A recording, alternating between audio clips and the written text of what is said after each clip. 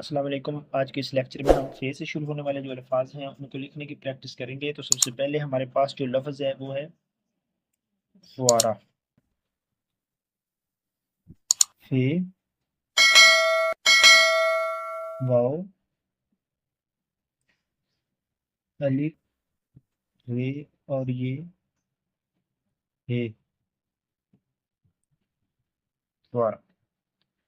اور دوسرا جو لفظ ہے ہمارے پاس وہ ہے فرقان۔ نیچے شروع کریں گے۔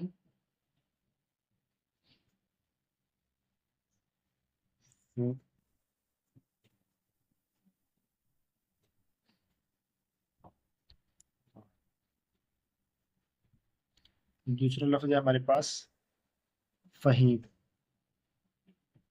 یہ فے، یہ ہے، یہ اور یہ سے میم،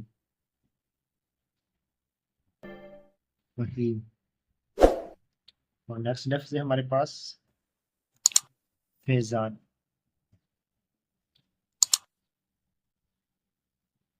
فے، یہ زواد، یہ الف،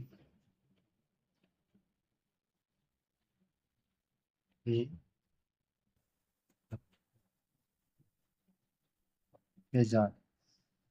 اگلا لفظ ہے ہمارے پاس فاطمہ۔